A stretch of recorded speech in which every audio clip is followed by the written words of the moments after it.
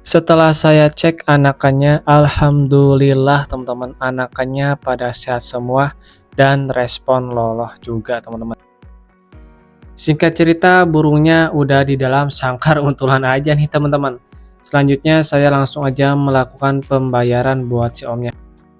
Nih harganya cuma 60.000 aja teman-teman ya. 60.000 saya sudah bisa dapetin anakan burung masteran semewah ini. Di perjalanan menuju rumah, di sini kebetulan ada kios. Saya mampir dulu ke kios untuk membeli jangkrik buat anakan burungnya teman-teman.